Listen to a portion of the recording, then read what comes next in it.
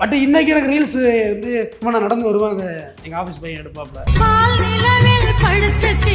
அதுக்கு ஏதாச்சும் ஒரு பாட்டை வச்சு விடுறது. வேற என்ன செய்ய போகிறோம் நம்ம?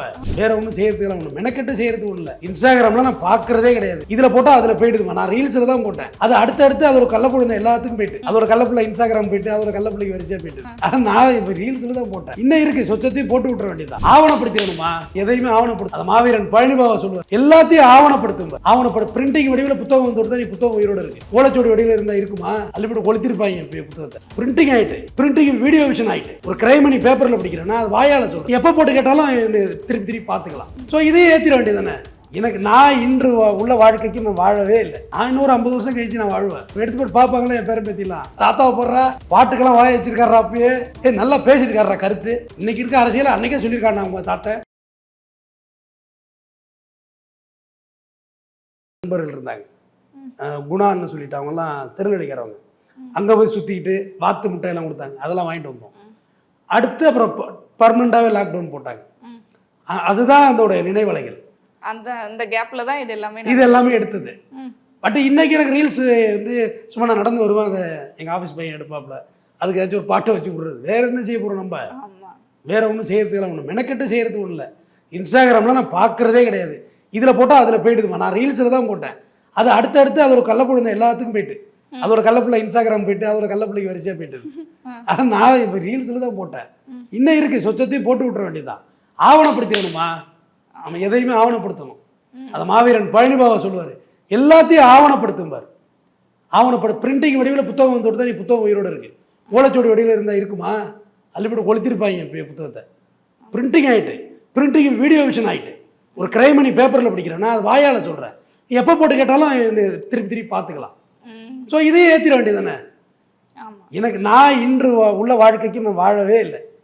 நான் இன்னொரு 50 வருஷம் கழிச்சு நான் வாழ்வேன். அப்போ எடுத்து போட்டு பார்ப்பாங்களே என் பேரை பற்றிலாம். பாட்டு தாத்தாவை போடுறா பாட்டுக்கெல்லாம் வாய வச்சிருக்காரா, அப்பயே நல்லா பேசியிருக்காரா கருத்து. இன்னைக்கு இருக்க அரசியல் அன்னைக்கே சொல்லியிருக்காங்க அவங்க தாத்தா அப்படின்னு சொல்லுவாங்கல்லம்மா. அடுத்த தலைமுறைக்கு சேர்த்து வைக்கிறேன். தலைமுறைக்கு நான் சேர்த்து வைக்கிறேன். பணம் காசெல்லாம் சேர்த்து வைக்காத, அது பிள்ளைங்களாம் சேர்த்துக்கிட்டோம். நீ சேர்த்து வைக்கிறது அறிவையும் வாழ்வியல் முறையும். வாழ்வியல் முறை வேணும். கலைங்கிறது நம்மளோட இன்பில்டு. நான் ஷார்ட் ஃபிலிம் எடுத்திருக்கேன், 3 படம் எடுத்திருக்கேன். 3 படமும் இருக்குது, யூடியூப்லேயே இருக்குது. ஷார்ட் ஃபிலிம் எடுத்திருக்கிறேன். இப்போ ஒரு 3-4 ஷார்ட் ஃபிலிம் நடிச்சிருக்கேன். ஒரு பெரிய படம் நடிக்கிறேன். இதெல்லாம் இல்லை, எல்லாம் வரக்குள்ளே பார்த்துக்க வேண்டியதான். ஷார்ட் ஃபிலிம் நான் நடிச்சதே இருக்கேன். வைப்ஸ்ன்னு சொல்லி யூடியூப் சேனல் இருக்கு பாருங்க, 3 படம் இருக்கு. 3 ஆலினாலா வந்து ரவுண்ட்ல இருந்திருக்கீங்க. ஆலினாலா நம்ம மனுஷனோட குவாலிட்டி அதுதானம்மா. சினிமால இருந்திருக்கீங்க, பேச்சுல இருந்திருக்கீங்க, வழக்கறிஞராக இருக்கீங்க. அப்புறம் வந்து வீட்டில் ஒரு நல்ல தகப்பனாகவும் பல முகங்கள் வந்து தமிழ்வேந்தன் அவர்களை நம்ம பார்க்கலாம். பல முகங்கள் எல்லார்ட்டையும் இது இருக்கு. பட் இதுதான் அந்த முகம்னு தெரியாது. வீட்டுக்கு நல்ல கணவனாக இருந்து தானே ஆகணும், நல்ல தகப்பனாக இருந்து தானே ஆகணும், சம்பாரிச்சு கொடுத்தாகணும். அவங்க விரும்புகிறாங்களோ விரும்பலையோ, என்னை திட்டுறாங்களோ திட்டுறையோ, அவங்களுக்கு நான் சம்பாரிச்சு கொண்டு கொடுக்க வேண்டியது நான் அடிப்படை கடமையாக நான் நினைக்கிறேன். கோர்ட்டில் கேஸ் கொடுத்தா உங்கள்ட்ட கை நீட்டி நான் காசு வாங்கிட்டேன், அந்த கேஸை எப்படியாவது நான் ஜெயிக்க வைக்கணும். அது என்னோட கடமை, அவ்வளோதான். நல்ல வழியில், பித்தலாட்ட வேலையில் இல்லை, நல்ல வழியில் ஜெயிக்க வைக்கிறேன். நீ உன்னை நம்பி என் லாரியை கொடுக்குறீங்கன்னா 10 ரூபா கொண்டா தர்றவன்ட்ட, வண்டியை கொண்ட பரட்டிடுவா கொண்டா ஒப்படைக்கிறேன். இதுதானம்மா வாழ்வியல், இதுதானே காம்ப்ரமைஸ், தானே சத்தியம். ஒரு டிபேட்டு பேசுகிறேன்னா அது இது வரைக்கும் நான் பேசுகிறேன். நிறைய பேர் ஆச்சரியப்படுவாங்க, சார் ஆஃப் கேமராவில் ரொம்ப ரெக்கார்டாக பேசுகிறீங்க, கேமரா ஆன் பண்ணால் கரெக்டாக பேசுகிறீங்க அப்படின்னு. அதுதானே, ஆஃப் கேமராவில் இப்படியே பேசிட்டு உட்காந்துருக்க முடியுமா? இல்லை ஆஃப் கேமராவில் உள்ளதை ஆன் கேமராவில் பேச முடியுமா? இடம்பொருள் ஏவல் தானம்மா. எந்த சுச்சுவேஷன் இருக்கோ அந்த சுச்சுவேஷனுக்கு ஏற்ற மாதிரி வாழ வேண்டியதாம்மா. நான் இப்படித்தான் இருப்பேன்னா பட்டி கிடந்து சாகணும். தண்ணி தேய்ச்சா தண்ணி வாங்கி குடிங்க, தண்ணி கொடுங்க. பதிச்சா சாப்பிட்றதுக்கு ஏதாவது இருக்கா கொடுங்க, சாப்பிட்றேன். இட்லி வேறு வரையும் உட்காந்துருக்கூடாது, கல் மாதிரி. தோசையை சுட்டு சாப்பிட்றணும், தோசை உடனே கிடைச்சிடும். இட்லி வேறு எப்படி வரட்டும். கிடைக்கிற வாழ்க்கை என்னம்மா, அதை அப்படியே டேக்கப்படுத்த வேண்டியதான். நான் எதையும், இது இந்த உலகம் நிரந்தரம் இல்லாதது, இது ஒரு வாடகை உலகம். அது இது எதுவுமே இல்லை. நம்ம ஒரு நாள் போகிறோம், இருக்கிற வரையும் ஹாப்பியாக இருந்துட்டு போவோம். யாரும் துன்பப்படுத்த வேண்டாம், யார் மனசையும் காயப்படுத்த வேண்டாம். நான் சொந்தமாக பாட்டு ஆடுறது பாடுறது உங்கள் மனசை எப்படி காயப்படுத்தும் எனக்கு அது புரியல. அது தனி மனிதனோட அவங்களோட என்னோட விருப்பம்.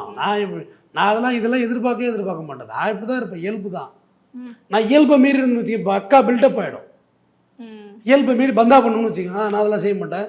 அதாவது கழுத்தை ரெட்டிச்சு தூக்கிங்க, பெரிய சிரிப்பு சொன்னால் கொஞ்சமாக சிரிங்க, அப்படி கையால் அப்படி முனி கையால் எடுத்து சாப்பிடுங்க. அப்பெல்லாம் இப்படி நல்லா ஊற்றி வலிச்சு நக்கினா தான் நல்லாயிருக்கும். முனி கையால் இப்படி எடுத்து சாப்பிட்றது. நான் அதெல்லாம் ஹோட்டலாக இருந்தானே எங்கே இருந்தானே என்னோட இயல்பு இதுதான். ம் இப்படி நான் தான் நானாவே இருப்பேன். கைலியோட கூட நான் வாக்கிங் போவோமா, ம் லுங்கி கட்டிருக்கலம்மா அதோடய வாக்கிங் போவோம். இல்லை என்ன இருக்குது, நடக்கணும், காலுக்கு நடக்கணும், அவ்வளோதானே. அது கைலி போட்டு தானே, ஷார்ட்ஸ் போட்டு தானே, ஷூ போட்டு தானே, செருப்பு போட்டு தானே, வெறுங்காலர் தானே, நடக்கணும், அவ்வளோதானே. ம் சட்டையோட போவேன். ஏன்னா செல்ஃபோன்லாம் வச்சுக்கலாம். பல ரவுண்ட் நெக் டிஷர்ட் வச்சுருக்கேன், அதில் எதுவும் செல்ஃபோன் வைக்க முடியாது. கீழே அது லோயரில் போட்டால் தொலைன்னு ஆடிக்கிட்டே வரும். அது கைலியோட வாக்கிங் போவேன். ஜிம்முக்கு போவேன். பெரிய காஸ்ட்லியான ஜிம்லேயும் நான் மெம்பராக இருக்கேன், சாதாரண ஜிம்லேயும் மெம்பராக இருக்கேன். ஜிம்முக்கு போவேன். என்ன தோணுதோ செய்ய வேண்டியதானம்மா. நீ இப்படி தான் இருக்கணும், இதுதான் செய்யணும், ரொம்ப கஷ்டம். அது பிரின்சிபல் வச்சுட்டு வாழ முடியாது, கொள்கையை தூக்கி சுமக்க முடியாதுமா. சித்தாந்தம் பேசுகிறாங்கல்ல, சித்தாந்தத்துக்கு பசிக்காது, வயிற்றுக்கு பசிக்கும்ல. கொள்கை பேசலாம், அதுக்கு பசிக்காது, ஆனால் உன் வயிற்றுக்கு பசிக்கும். அப்போ இது இயல்பு என்ன, இந்த இயல்போட ட்ராவல் ஆகுறது. நான் அதுக்கு தான் சொல்லுவேன், நாங்கள்லாம் கெத்துடா அப்படிலாம் பாட்டு அப்படிலாம் ஒன்றுமே இல்லை. சாதாரணமாக இருங்க, நல்ல மெலடிஸான பாட்டு கேளுங்க, மனசை பக்குவமாக வச்சுக்கங்க. அதில் போட்டிருக்க பாட்டு எல்லாமே மெலடிஸாக தான் இருக்கும். சும்மா குழந்தைங்களோட வீட்டில் ஹாப்பியாக நல்ல மகிழ்ச்சியாக இருந்த காலங்கள், ரொம்ப கஷ்டமான சூழ்நிலையில் மகிழ்ச்சியாக இருந்த காலங்கள். ஏன்னா இப்போ நான் வீட்டுக்கு போகிறப்ப பசங்க தூக்கிடுறாங்க. நான் காலைல ஏழவுல அவங்க இது போயிடுறாங்க. நான் காலைல 4:30 மணிக்கு எழுந்துருவேன், 5 மணிக்கு வாக்கிங் போயிடுவேன், 6 மணி பக்கத்தில் வீட்டுக்கு வருவேன், தூங்கிட்டு இருப்பேன். மறுபடியும் ஆஃபீஸ் கிளம்புறதுக்குள்ளே அவங்க ரெடி ஆகணும், இல்லை பார்த்தா உண்டு, இல்லைன்னா அந்த நேரமும் கட்டு.